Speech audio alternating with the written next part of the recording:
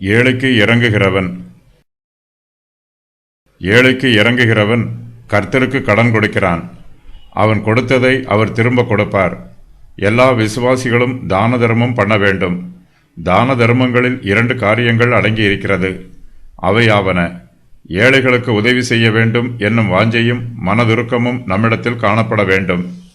நம்மால் செய்ய முடிகிற உதவிகளை மனப்பூர்வமாயும் உற்சாகமாயும் தாராளமாயும் செய்ய வேண்டும். தேவைப்படுகிறவர்களுக்கு உதவி செய்ய வேண்டும் என்னும் வாஞ்சை நம்முடைய இருதயத்தில் நிரம்பி இருக்க வேண்டும். அப்போதுதான் நம்மால் பிறருக்கு உதவி செய்ய முடியும்.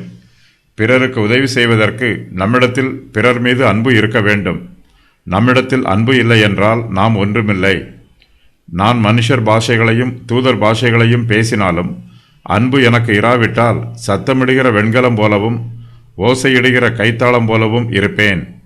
நான் தீர்க்க தரிசன வரத்தை உடையவனாயிருந்து சகல ரகசியங்களையும் சகல அறிவையும் அறிந்தாலும் மலைகளை பேர்க்கத்தக்க சகல விசுவாசம் உள்ளவனாயிருந்தாலும் அன்பு எனக்கு இராவிட்டால் நான் ஒன்றுமில்லை.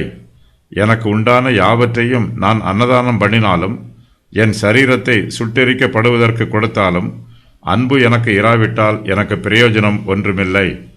1 கொரிந்தியர் 13:1-3 வரை. நாம் ஏழைகளுக்கு இரக்கம் காண்பித்தால் மாத்திரம் போதாது, அவர்களுக்கு உதவி செய்யவும் வேண்டும். அவர்களுடைய தேவைகளையும் நம்முடைய திராணியையும் நிதானித்து அறிந்து தாராளமாய் உதவி புரிய வேண்டும். என் சகோதரரே, ஒருவன் தனக்கு விசுவாசம் உண்டு என்று சொல்லியும் கிரியைகள் இல்லாதவனானால் அவனுக்கு பிரயோஜனம் என்ன? அந்த விசுவாசம் அவனை ரட்சிக்குமா? ஒரு சகோதரனாவது சகோதரியாவது வஸ்திரம் இல்லாமலும் அனுதின ஆகாரம் இல்லாமலும் இருக்கும்போது உங்களில் ஒருவன் அவர்களை நோக்கி, நீங்கள் சமாதானத்தோடே போங்கள், குளிர் காய்ந்து பசியாருங்கள் என்று சொல்லியும் சரீரத்திற்கு வேண்டியவைகளை அவர்களுக்கு கொடுக்காவிட்டால் பிரயோஜனம் என்ன?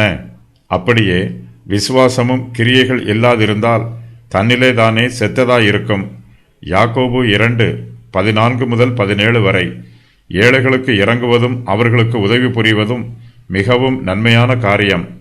நாம் ஏழைகளுக்கு கொடுப்பதை கர்த்தர் அங்கீகரிக்கிறார். ஏழைக்கு இறங்குகிறவன் கர்த்தருக்கு கடன் கொடுக்கிறான்.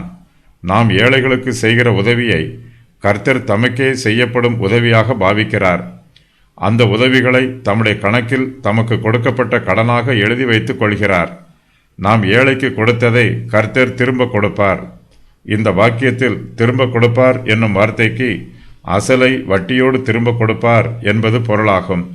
நாம் ஏழைகளுக்கு இறங்குவதையும் கொடுப்பதையும் கர்த்தர் கண்ணோக்கி பார்த்து நம்மை தாராளமாய் ஆசீர்வதிப்பார்.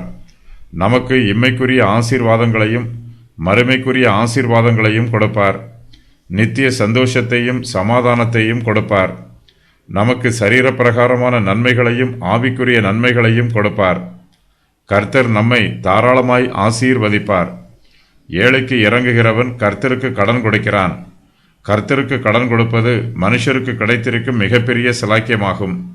ஏழைகள் உலகமெங்கும் இருக்கிறார்கள். ஆகையினால் கர்த்தருக்கு கடன் கொடுக்கும் வாய்ப்பு உலகம் எங்கும் உள்ளது. கர்த்தர் தாம் பட்ட கடனை திரும்ப செலுத்தி விடுவார்.